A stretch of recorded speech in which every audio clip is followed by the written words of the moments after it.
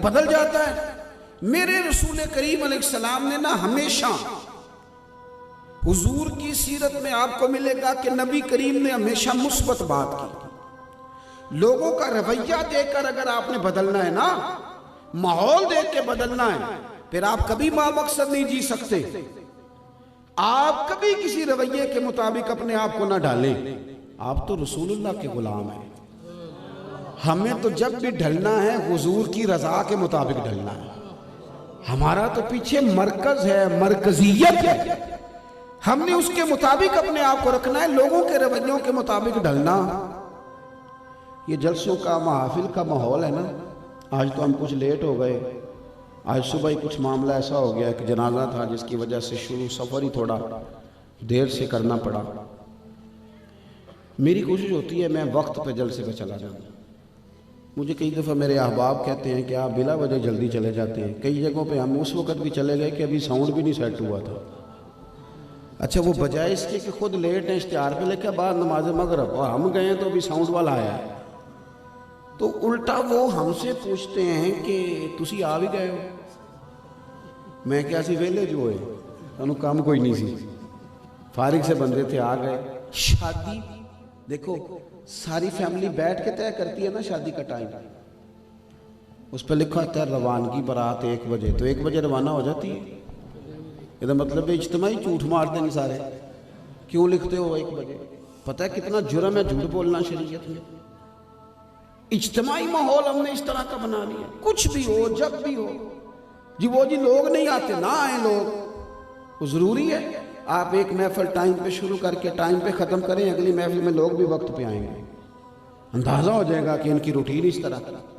हम माहौल नहीं बनाते, लोगों को देख के रवैये कभी ना बनाएं। आप जिंदगी में नजरियाती बने, उसूल कायम करें। कायदे आज़म मोहम्मद अली जिन्ना ने एक दफ़ा कहा था, ये नौजवानों से बात कर रहा हूँ, इसको याद रखिएगा। लोगों ने कहा कि आपने बड़ी कामयाब सियासत की है, लेकिन गांधी भी कहता है मैं कामयाब हूँ। तो कहने लगे मेरी और उसकी सियासत में फ़र्क है। और ये उन्होंने गांधी से भी कहा था। कहने लगे तेरी और मेरी सियासत में फ़र्क है। वो क्या? कहने लगे तू हालात देख कर फैसला करता है और मैं फैसला कर लेता हूँ, फिर रब हालात उधर कर देता है। नजरियाती लोग हालात बदलते हैं, हालात देखकर अपने फैसले नहीं बदला करते। आप मुस्बत रहें। आप ये देखें मैं ठीक हूं। नबी करीम अलैहिस्सलाम ताइफ तशरीफ ले गए। 10 दिन हुजूर ने ताइफ में गुजारे। पजीर आई तो दूर की बात है, उन्होंने रोड़े मारे, पत्थर मारे, तकलीफ दी। माज़अल्लाह उन्होंने औबाश लड़कों को हुजूर के पीछे लगाया। क्या तकलीफें दी, वो बातें जो किताबों में लिखी हैं बयान नहीं की जा सकती। लेकिन 10 दिन क़याम किया। इधर देखो जवानों, शाम को लोग कहते हो जी साडा मुल्क नहीं ठीक हो सकता। भाई आपने कोशिश कितनी की है? ये लोग नहीं सही हो सकते, ये लोग बिल्कुल ठीक हैं। शर्त यह है कि हम कहीं इस्तकामत तो दिखाएं। हम तो 1 मिनट में मनफी हो जाते हैं, ये बंदे गलत हैं, ये बंदे इस तरह के। 10 दिन हुजूर ने क़याम किया, एक बंदे ने भी कलमा नहीं पढ़ा। वापसी पर उन्होंने तकलीफ दी। नबी करीम के मुकद्दस जिसमें अधर से खून निकल आया। हजरत ज़ैद बिन हारिसा कहते हैं मैं साथ था। मैंने अर्ज की हुजूर दुआ करें ये तबाह हो जाए, करें दुआ। हुजूर ने हाथ उठाए, फरमाते मेरा दिल था कि आज ये तबाह हो ही जाएगी, पर महबूब फरमाने लगे ए अल्लाह इन्हें हिदायत दे दे, इन्हें पता ही कोई नहीं ये क्या कर रहे हैं। इस सोच का मुस्बत होना देखें कि इतना जो बंदा सख्त हो उसके साथ भी बंदा जवाब में सख्त ना हो। फरमाया अल्लाह इन्हें हिदायत दे दे।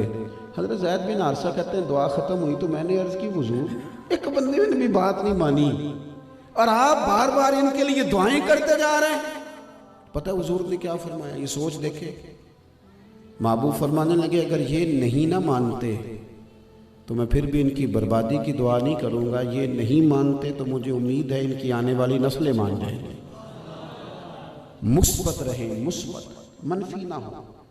रवैयों का मुस्बत होना माहौल को ठीक कर देता है। आपने ये तो फटाफट कह दिया है कि बहू ने आते ही सताना शुरू कर दिया है। ये नहीं आपको पता कि वो सारा खानदान छोड़ के आई है। जवान जवान लोग बड़ी मुशक्क़त से बैरून मुल्क जाते हैं तो वहां जाके दिल नहीं लगता, कहते हैं वापस बुला लो। क्यों नहीं मुस्बत होते हम? ये तो हमने कह दिया कि फलां आदमी बड़ा जिद्दी है, लेकिन कभी गौर किया है कि पस मंजर जिंदगी का क्या है, किन दुखों से गुजर के आया, हालात का तकाजा क्या है, उसके मसाइल क्या हैं। इस जुमे एक दोस्त आ गए, कहने लगे आपसे बड़ी मोहब्बत है। मैं ना कल सुबह, आज सुबह नहीं, कल सुबह मैं 5:45 बजे घर से निकला नमाज पढ़ के। अब हमने पहुंचना था जोहर से पहले मुजफ्फरगढ़, तो मैंने कहा जल्दी निकलते। अजान हुई, नमाज पढ़ ली, निकल लिए। धुंध बड़ी थी। जब हम पहुंचे ना यहाँ काला शाह काकू लाहौर मोटरवे पर चढ़ने के लिए, तुमने कहा नहीं चढ़ सकते, मोटरवे बंद है। 2.5-3 घंटे वहाँ खड़े रहना पड़ा। वहाँ से हम जब वो खुली तो रास्ता मिला तो हम उस पर चढ़े और फिर हम मुजफ्फरगढ़ भी देर से पहुँचे। फिर रात को चौक सरवर पहुँचना था, वहाँ पहुँचे। फिर वहाँ एक दोस्त ऐसे थे जिनके वालिद का इंतकाल हुआ। फिर सुबह नमाज जनाजा थी। फिर दोपहर में हमें राजनपुर जाना था, फिर आपके पास हाजिर होना था। ये तसलसल है सफ़र का। यहाँ से मैं रात को घर जाऊँगा और कल ज़ोहर के वक्त मुझे फिर एक जगह पे पहुँचना है। ये ज़िंदगी का तसलसल है। गाड़ी में बैठ के बाद औक़ात यूँ होता है कि जब उतरते हैं तो फिर पैर ही नहीं लगते ज़मीन पे। अच्छा, इसके बावजूद 150-200 बंदा हर हफ्ते हमसे नाराज़ होता है, तुसी तो टाइम ही नहीं देंगे।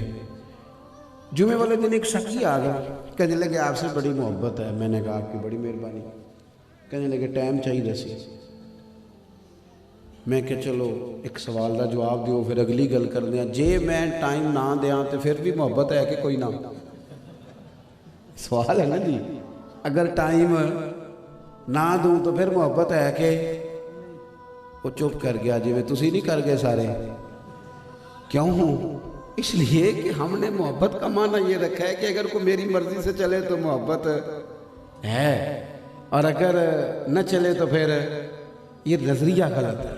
हमने मुस्बत रहना है, हमने मनफी नहीं होना। जब हम मनफी हो जाते हैं तो सारा माहौल हमारे अंदर का गड़बड़ हो जाता है। हमें मुस्बत होकर जिंदगी गुजारनी है, फिर कुछ कर सकेंगे। तीसरी बात,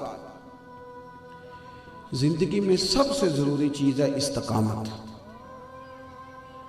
हमारे यहाँ लोग कहते हैं दुआ करें इस्तकामत आ जाए। हालांकि इस्तकामत बंदा इख्तियार करे तो फिर अल्लाह की मदद आती है। इन्नल्लज़ीना क़ालू रब्बुनल्लाहु सुम्मा इस्तक़ामू, बेशक वो लोग जिन्होंने कहा अल्लाह हमारा रब है, फिर वो डट गए। जब वो डट गए ना तो ततनज़्ज़लु अलैहिमुल मलाइका, अल्लाह फरमाते हैं फिर हमने उनकी मदद के लिए फरिश्तों को नाजिल कर दिया। पहले आपको थोड़ी इस्तकामत दिखानी है, ठहरना, 1 मिनट में इधर के उधर ना हो जाए, थोड़ा डटना, थोड़ा। हजरत श्री सख्ती रहमतुल्लाह अलैह फरमाते हैं कि सफ़र बड़ा लंबा था तो मैं दरख्त के नीचे लेट गया, थक गया था, और कई दिनों से किसी ने नसीहत भी नहीं की थी, दिल बड़ा परेशान था। तो मैंने अल्लाह की बारगाह में अर्ज़ की, मालिक दरख्त को ज़ुबान ही दे दे। दरख्त मुझसे बात करने लगा, या समझने आलम तसव्वुरात में बात होने लगी। कहते मैंने दरख्त से कहा को नसीहत ही कर। तो दरख्त कहने लगा हजरत जी नसीहत क्या करनी है, मेरी तरह के हो जाओ, खुद धूप में खड़ा रहता हूँ, लोगों को छाँव देता हूँ, लोग रोड़े मारते हैं, मैं जवाब में फल देता हूँ। तो हजरत फरमाने लगे मैंने उसे कहा कि तूने बात बड़ी आला की है, पर मेरा एक एतराज़ है, उसका भी जवाब दे। उसने कहा क्या? फरमाने लगे आमाल का दारो मदार तो खात्मे पे है ना, लेकिन तेरा खात्मा बड़ा ख़तरनाक है। जब तू खुश्क हो जाता है तुझे जला ही दिया जाता है। तो कहते हैं वो कहने लगा आपने तो मेरी राग पे ही आग रख दिया है, मुझे नसीहत कर दी। फरमाया क्या? कहने लगा हुजूर मेरे अंदर जहाँ बड़ी खूबियाँ एक खामी भी है। कहा वो कौन सी? कहने लगा इस्तकामत कोई नहीं, जिधर की हवा मैं भी उधर गई। तो ये जो मुझे खड़े नहीं ना होना आता, इसकी वजह से अंजाम में कुछ दुश्वारी है। थोड़ा सा ना इस्तकामत भी हो, थोड़ा डटना भी आए। अल्लाह के प्यारे रसूल सल्लल्लाहु ताला अलैहि वसल्लम ने फरमाया, हज़रत आयशा सिद्दीक़ा रवायत करती हैं, फरमाती हैं महबूब ने फरमाया अल्लाह को वो अमल ज़्यादा पसंद है जो थोड़ा किया जाए पर रोज़ किया जाए। कुछ लोग ऐसे होते हैं कि वो मोहब्बत करने में भी जज्बाती होते हैं और ठीक 1.5 हफ्ते के बाद नफ़रत करने में भी पूरे जज्बाती होते हैं। ओ कोरे वर्क किताब नहीं होंदे, पत्थर दिल गुलाब नहीं होंदे। कोरे वर्क किताब नहीं होंदे, पत्थर दिल गुलाब नहीं होंदे। बुलिया पहलों ही सोच के लाई, फिर यारा नाल हिसाब नहीं होंदे। चलते वक्त थोड़ी एहतियात करना, तूने चलते वक्त तो मिनट नहीं लगाया। जो मेरा है वो तेरा है, जो तेरा है वो पहले ये दावा था और बाद में चाय की प्यालियों का भी हिसाब हो रहा है। वहां 2 बोतलें पी थी तो उसके आधे पैसे तेरे और आधे पैसे ओ पहले बुलिया पहला ही सोच के लाई, फिर यारा नाल। कहीं खड़ा भी तो होना सीखे ना, कहीं डटना भी तो सीखे ना, कहीं गौर भी तो करे ना, कहीं ये। और फिर चौथी बात, जब आप नजरियाती हैं, बामकसद जिंदगी गुजार रहे हैं, मुस्बत सोच से चल रहे हैं और इस्तकामत से चल रहे हैं, फिर आपको मुश्किलात भी आएंगी। ये तो नहीं हो सकता ना कि जहाज कहे कि मैंने महीनों का सफ़र घंटों में करना है और हवा भी ना पड़े मुझे मुकाबले में। ये तो नहीं ना हो सकता। सारी जगहों से ताज़ा हवा आ सकती है, जहाज़ का दरवाज़ा नहीं खोला जा सकता। सवाल क्यों? इस तेज़ी से हवा है, उसने जितना तेज़ भागना है हवा उतनी ही। बात की समझ आ रही है? अगर जिंदगी में कुछ करना है तो फिर जो लोग घबरा जाते हैं ना बड़ी जल्दी, टेंशन लेते हैं, डिप्रेशन है, जिनको तनकीद नहीं सहनी आती, इतराज नहीं बर्दाश्त करना आता, जो भाई तारीफें खोल के सुनते हो तो कभी कभी तनकीद भी सुननी चाहिए। कभी कभी ना हमारे बुजुर्ग फरमाया करते थे, दुश्मनों की बातें गौर से सुना करो, वो तुम्हें निखार देती हैं। वो ढूंढ ढूंढ के, हमारे एक बुजुर्ग थे तो इमामा बांध के, सुरमा पहन के, अचकन वेस्टकोट पहन के अच्छे तरीके से तैयार होके निकलते थे तो शागिर्दों से कहते थे महफिल पे जा रहा हूँ, कैसा लग रहा हूँ? तो शागिर्द मुरीद है, उन्होंने यही कहना अच्छे लग रहे हो। जनाब बड़े अच्छे लग रहे हैं। कहने लगे नहीं, तुम गैर जानिबदार नहीं हो, मैं बच्चों की अम्मा से पूछ के आता हूँ, वो ज़रा तनकीदी नज़र डालेगी, तनकीदी नज़र डालेगी। तो कहते हैं फिर वो अंदर तशरीफ़ ले जाते, वापस आके कहते हैं वो कह रहे ठीक है आप बड़े सियाने होंगे, बड़े आलिम होंगे, लेकिन आपको सुरमा पहनना अभी भी नहीं आया, दाई आँख में ज़्यादा पहन लिया है, तो भाई में भी बराबर कर लें। तो थोड़ी सी ना तनकीद बंदे को निखारती है। मेरी बात की समझ आ रही है? हम ना, हमें मज़ा लग गया तारीफ़ें सुनने का, तारीफ़ें भी नहीं बल्कि खुशामद सुनने का। कुछ लोग ऐसे हैं जिनका बस नहीं चलता, बंदा रखें वो कि रोज़ मेरी तारीफ़ किया कर ताकि मैं ताज़ा दाम रहूँ। वो थोड़ा सुने यार, क्या हो गया, थोड़ा सुने, गौर करें। हम लोग ना तनकीद का मज़ा नहीं लेते, उसका भी मज़ा लें। आपको अंदाज़ा होगा, अगर आप ठीक हैं तो आपको अंदाज़ा होगा, वो पीर मीर अली शाह साहब रहमतुल्लाह ताला अलैह हज़रत बाबूजी से अपने बेटे से कहा करते थे, शाला मासूद तर थी में, अल्लाह करे ज़्यादा लोग तुझे हसद करें। तो कहो हुजूर क्यों? फरमाने लगे नेमत ज़्यादा होगी तो बंदे ज़्यादा हसद करेंगे ना।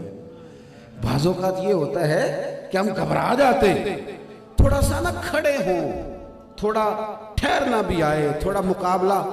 मैं सिंध गया हुआ था एक दफ़ा, कुछ दिनों के लिए मेरा सफ़र था मुख्तलिफ शहरों का, तो वापस हमें बाई रोड आना था। तो अब आसानी हो गई है, अगर आप सक्खर से कराची जाते हैं फ़्लाइट लेने के लिए तो वहाँ भी आपको जाने में 8-9 घंटे लग जाते हैं और इन्हीं 7-8 घंटों में आप लाहौर आ जाते हैं मोटरवे से। तो मैंने कहा अभी वापस क्या जाना है, बाई रोड चलते हैं। तो गाड़ी पे हम निकले तो ड्राइवर से मैंने कहा ले भाई बेटे आसानी हो गई, सक्खर से लाहौर तक का मोटरवे सीधा रास्ता। उसने मुझे बड़ी पते की बात बताई, कहने लगा पीर साहब ए औखा जी, ये रास्ता मुश्किल है। मैंने कहा जी क्यों? कहने लगा जी इस पे स्पीड ब्रेकर ही कोई नहीं, नींद आनी शुरू हो जाती है, ये खतरनाक है। अगर कहीं स्पीड ब्रेकर आए ना, कहीं को रक्शे वाला आए, कई दफ़ा रक्शे वाला गलत क्रॉस भी करता है, उल्टा तनकीद भी करता है कि तुहानू चलानी नहीं आती। कहते हैं वो जो थोड़ी देर बंदा गुस्सा करता है उससे भी ज़रा आंखें खुली रहती हैं।